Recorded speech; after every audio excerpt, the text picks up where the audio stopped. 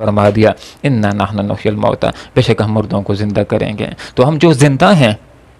ہمارے ذہن کے اندر یہ بات ہونی چاہیے کہ ایک دن ایسا آنے والا ہے کہ جب ہم موت سے ہمکنار ہوں گے۔ کل نفس ذائقۃ الموت، ہر انسان نے موت کا پیالہ چکھنا ہے، پینا ہے۔ اور پھر دوسری بات بھی ہمارا عقیدہ ہونا چاہیے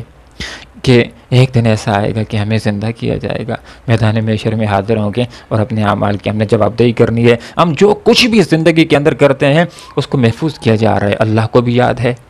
اور کرامن کاتبین بھی اس کو لکھ رہے ہیں۔ انسان کے جسم کے اندر بھی انسان کے اعمال محفوظ ہو رہے ہیں، اور زمین کے اوپر بھی انسان کے اعمال محفوظ ہو رہے ہیں۔ تو فرمایا وَنَكْتُبُ، بے شک ہم لکھتے ہیں، ما اس کو قدم مجھے انہوں نے آگے بھیجا،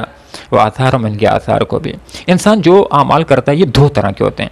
کچھ ایسے ہوتے ہیں کہ جب آدمی نے نیکی کر لی وہ نامہ اعمال کے اندر درج ہو جاتی ہے، اور کچھ انسان کے اعمال ایسے ہوتے ہیں کہ وہ دیر پا ہوتے ہیں، دیر تک چلتے رہتے ہیں۔ تو جب تک چلتے رہتے ہیں ان کے آثار ہوتے ہیں، ان کے نشانات ہوتے ہیں، تب تک انسان کے لیے اجر و ثواب لکھا جاتا رہتا ہے، حتیٰ کہ موت کے بعد بھی انسان کے لیے اجر و ثواب کچھ اعمال کا لکھا جاتا رہتا ہے۔ ایک حدیث میں آتا ہے، آپ صلی اللہ علیہ وسلم نے ارشاد فرمایا، حدیث کا یہ مفہوم ہے کہ جس آدمی نے اچھے کام کی بنیاد رکھی اور اس کے مرنے کے بعد وہ اچھا کام جاری رہا، تو اس مرنے والے کے لیے نامہ اعمال کے اندر ثواب لکھا جاتا رہتا ہے۔ اور اگر ایک آدمی نے کسی برے کام کی بنیاد رکھی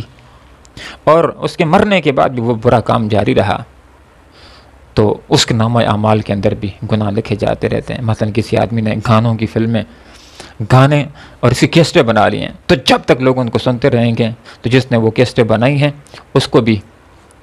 گناہ پہنچتا رہے گا، اور جو سنیں گے ان کو بھی گناہ ہوتا رہے گا۔ ایک حدیث کا یہ مفہوم ہے، آپ صلی اللہ علیہ وسلم نے ارشاد فرمایا کہ جب ابن آدم فوت ہو جاتا ہے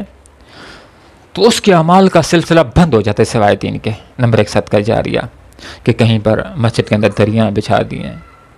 جب تک لوگ اس کے اوپر نماز پڑھتے رہیں گے، استفادہ کرتے رہیں گے، اس کے نامہ اعمال کے اندر اجر و ثواب لکھا جاتا رہے گا۔ کہیں پر نلکا لگا دیا، کنواں لگا دیا، پانی کا انتظام کر دیا، جب تک لوگ اس سے استفادہ کرتے رہیں گے، اس کے مرنے کے بعد بھی اس کے نامہ اعمال کے اندر یہ ثواب درج کیا جاتا رہے گا۔ اور دوسرا، آپ صلی اللہ علیہ وسلم نے ارشاد فرمایا علم،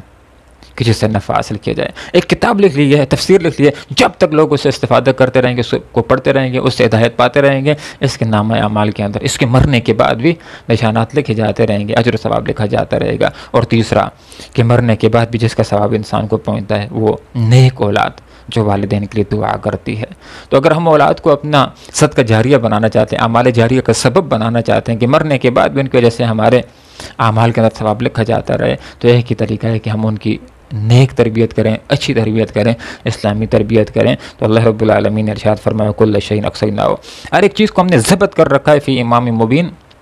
کھلی کتاب کے اندر۔ کھلی کتاب کے اندر سے، روشن کتاب سے ایک مراد مفسرین حضرات نے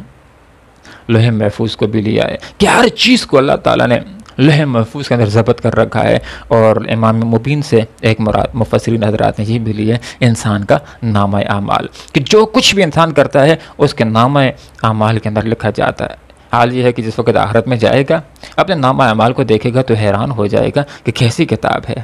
نہ بڑے عمل کو چھوڑا ہے نہ چھوٹے عمل کو چھوڑا ہے، ہر چیز کو اس نے لکھ رکھا ہے، ہر چیز اس کے اندر درج ہے۔